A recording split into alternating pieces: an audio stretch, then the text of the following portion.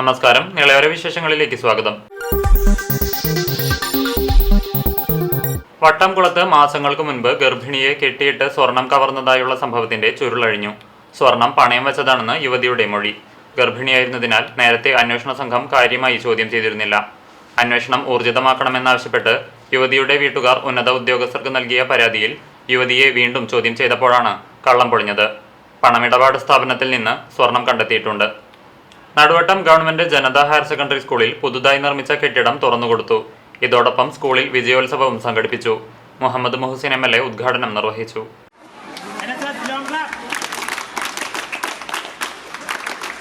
Naduvattom government Janata higher secondary സ്കൂളിൽ പട്ടാമ്പി MLAയുടെ ആസ്തി വികസന ഫണ്ട് ഉപയോഗിച്ചാണ് പുതിയ കെട്ടിടം നിർമ്മിച്ചത്.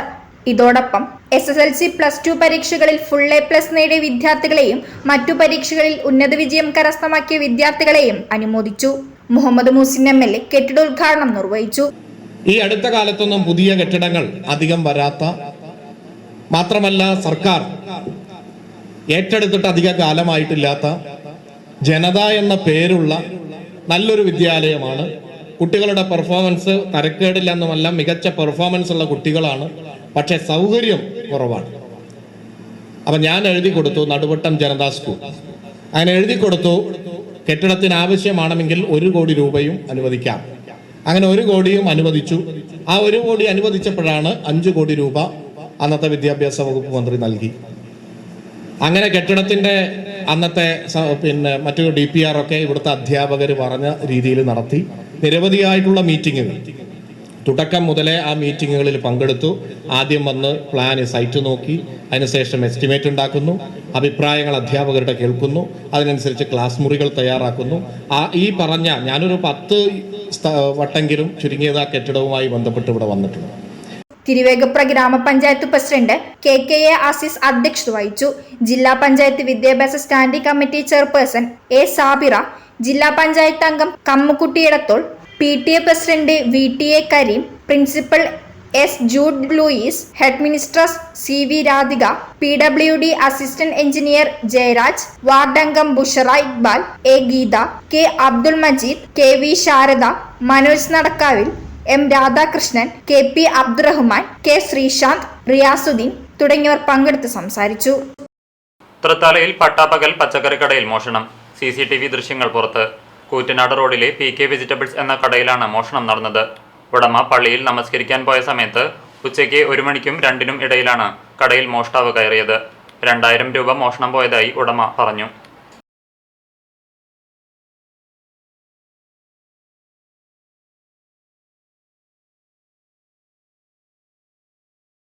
കൂറ്റനാട് പട്ടാമ്പി റോഡിൽ മരം കടപുഴകി വീണു.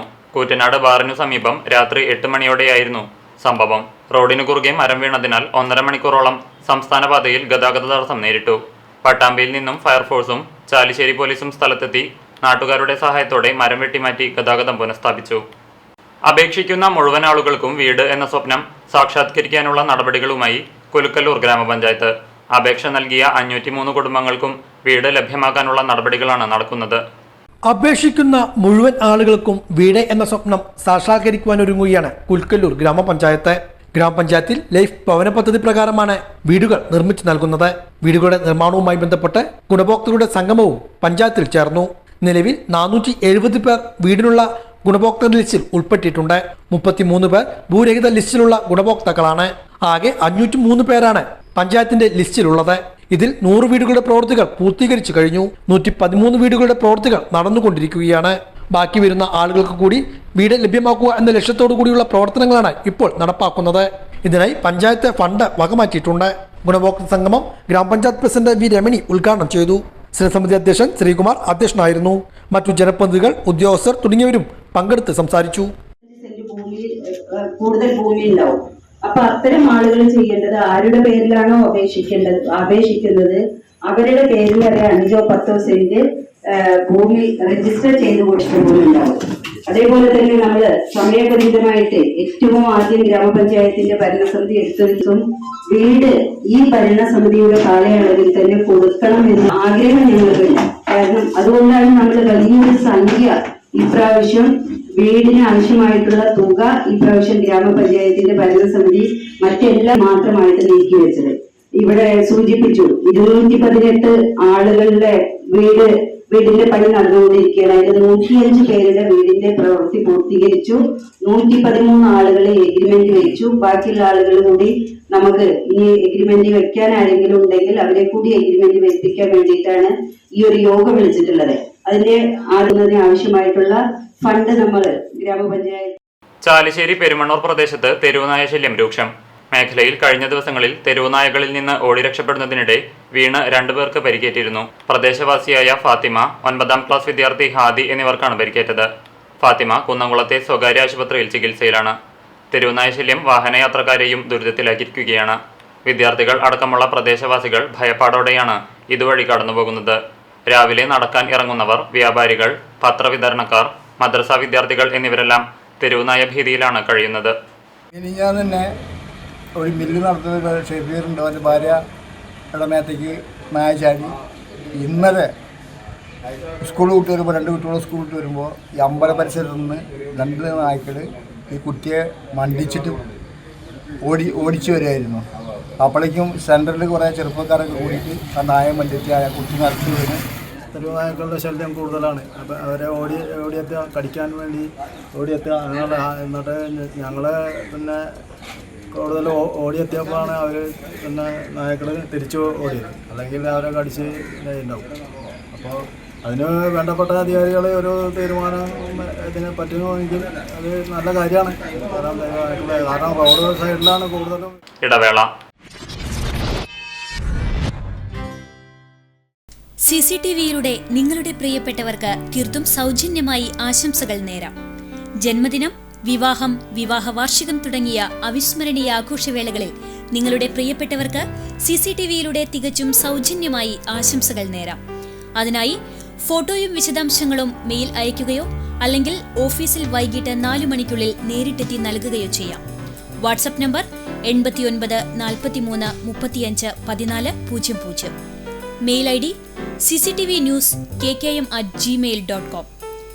ആശംസകൾ മെയിൽ അയക്കുന്നവരും വാട്സ്ആപ്പ് ചെയ്യുന്നവരും നിർബന്ധമായും ഓഫീസിൽ വിളിച്ച് ഉറപ്പുവരുത്തേണ്ടതാണ്. കൂടുതൽ വിവരങ്ങൾക്ക് 89 43 35 14 00, 89 43 35 14 26. നമ്പറുകൾ ഒരിക്കൽ കൂടി 89 43 35 14 00, 89 43 35 14 26. CCTV, നിങ്ങളുടെ സ്വന്തം പ്രാദേശിക ചാനൽ. വാർത്തയിലേക്ക്. വല്ലപ്പുഴ സർവീസ് സഹകരണ ബാങ്കിന്റെ ആഭിമുഖ്യത്തിൽ നിക്ഷേപകരുടെ സൗഹൃദ സംഗമം സംഘടിപ്പിച്ചു. PK ശ്രീകണ്ഠൻ MP ഉദ്ഘാടനം ചെയ്തു. വല്ലപ്പുഴ സർവീസ് സഹകരണ ബാങ്കിന്റെ ആഭിമുഖ്യത്തിലാണ് സാദരം സഹകരണം എന്ന പേരിൽ നിക്ഷേപ സൗഹൃദ സംഗമം ഒരുക്കിയത്. വല്ലപ്പുഴ യത്തീംഖാന ഓർഫനേജ് ഓട്ടോത്തിൽ വെച്ചായിരുന്നു സംഗമം.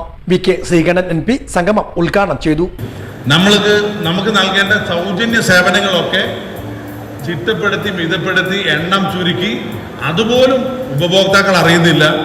അവർ ഒരുപാട് സർവീസ് ചാർജ്, അതുപോലെ തന്നെ ഫൈന്, അങ്ങനെ ഒരുപാട് ഈടാക്കേണ്ടി വരും. കോടിക്കണക്കിന് ആളുകളിൽ നിന്നും ഇതുപോലെ ഓരോ രൂപ ഫൈൻ ഈടാക്കിയാൽ കിട്ടുന്ന വരുമാനം എത്രയെന്ന് നിങ്ങൾ ആലോചിച്ചിട്ടുണ്ടാകില്ല.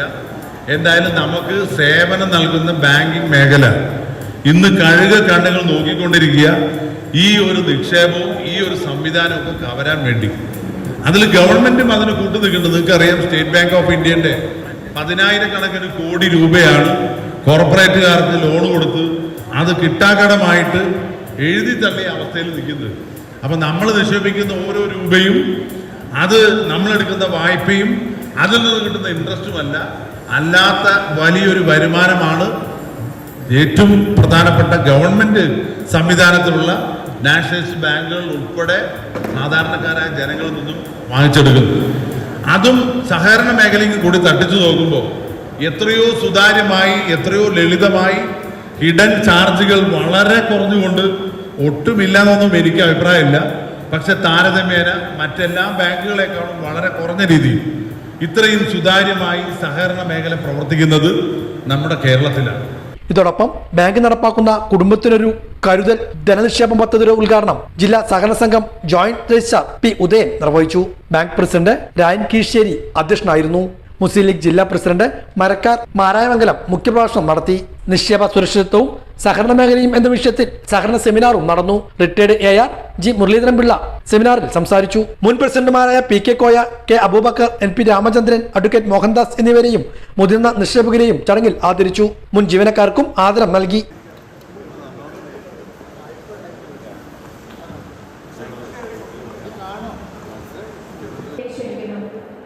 കൈമാറുന്നതിന് വേണ്ടി ശ്രീ പി ഉദയൻ സർ അനുഗ്രഹിക്കുന്നു.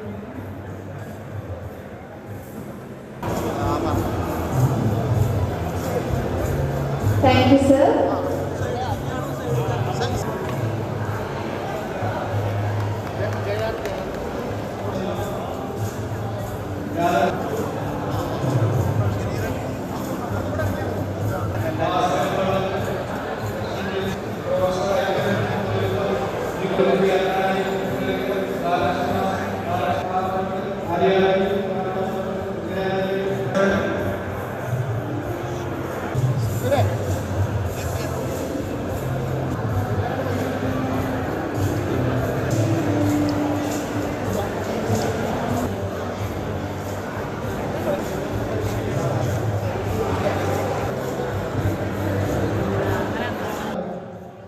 CV ഗോപി, ഓളത്ത് രാമൻകുട്ടി നായർ, ശ്രീ അച്യുതൻകുട്ടി നായർ,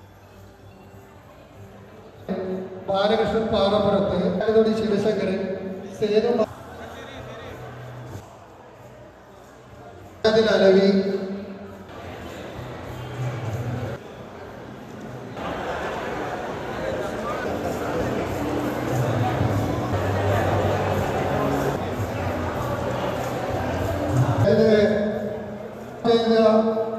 ഭാഗത്തു നിന്നും KL 52 G, ശ്രീമതി ജോർജിസ, ദേവി,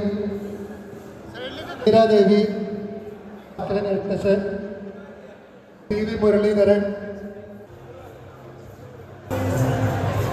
bank secretary P Ashraf Ali, vice president Kalathil മാന, മുൻ പ്രസിഡന്റ് കളത്തിൽ മുഹമ്മദ് അഷ്റഫ്, C അബ്ദുൽ സലാം, ഡയറക്ടർമാരായ രാജീവ്, കബീർ, ബഷീർ, ബീരാൻ, ഉണ്ണികൃഷ്ണൻ, ജലജ, റസിയ തുടങ്ങിയവരും പങ്കെടുത്ത് സംസാരിച്ചു. ഓങ്ങല്ലൂർ തളി മഹാഗണപതി ക്ഷേത്രത്തിൽ ഗജപൂജയും ആനയൂട്ടും നടത്തി.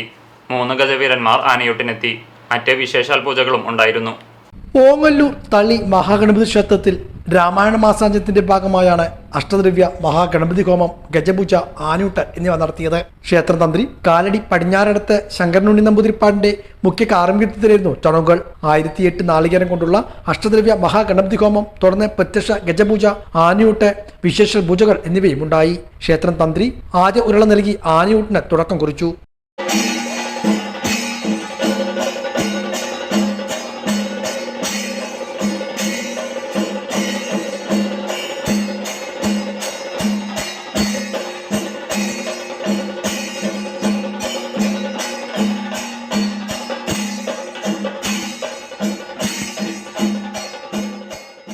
തടത്താവിള ശിവനെ പ്രത്യക്ഷ ഗണപതിയായി സങ്കല്പിച്ചായിരുന്നു ഗജപൂജ നടത്തിയത്. വടക്കുന്നാഥൻ ശിവൻ, ഗുരുജിയിൽ ശിവനാരായണൻ എന്നിവരടക്കം 3 ഗജവീരന്മാരാണ് ആനയൂട്ടിൽ അണിനിരന്നത്.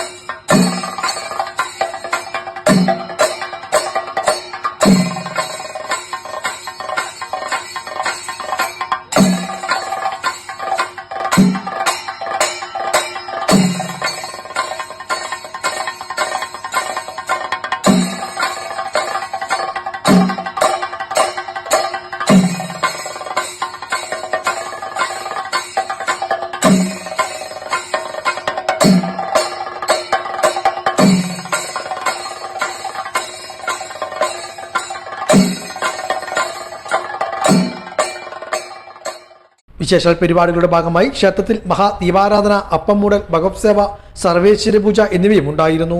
മേൽശാന്തി Srikanth Embranthiri, trustee board chairman T U. Vasudevan Namboothiri, Prasad Warrier, E M. Ganapathi Namboothiri, P M. Vasudevan Namboothiri, Anoop, Harsha തുടങ്ങിയവരും മറ്റു ക്ഷേത്ര സേവാ സമിതി അംഗങ്ങളും ചടങ്ങുകൾക്ക് നേതൃത്വം നൽകി.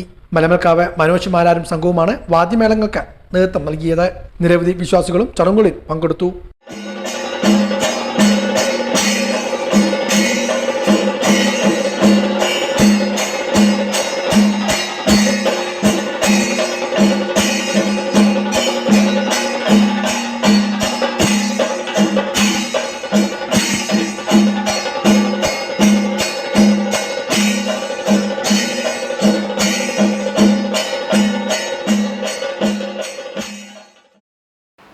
എടപ്പാളിൽ 16-കാരിയെ മരിച്ച നിലയിൽ കണ്ടെത്തി. എടപ്പാൾ മുതൂർ പുളിയാകൊട്ടിൽ ബിജുവിന്റെ മകൾ അദീനയെയാണ് വീട്ടിനുള്ളിൽ തൂങ്ങി മരിച്ച നിലയിൽ കണ്ടെത്തിയത്. ബഡ്സ് സ്കൂൾ ജീവനക്കാരിയായ അമ്മ ബീന ജോലി കഴിഞ്ഞ് തിരികെ എത്തിയപ്പോഴാണ് സംഭവം കാണുന്നത്. ആരോഗ്യപരമായ കാരണങ്ങളാൽ കുട്ടി സ്കൂളിൽ പോയിരുന്നില്ല. എടപ്പാൾ ഹൈസ്കൂളിലെ +1 വിദ്യാർത്ഥിനിയാണ്. മൃതദേഹം പോസ്റ്റ്മോർട്ടം നടപടികൾക്കു ശേഷം സംസ്കാരം നടത്തി. ഇതോടെ നിളവര വിശേഷങ്ങൾ സമാപിക്കുന്നു. നമസ്കാരം.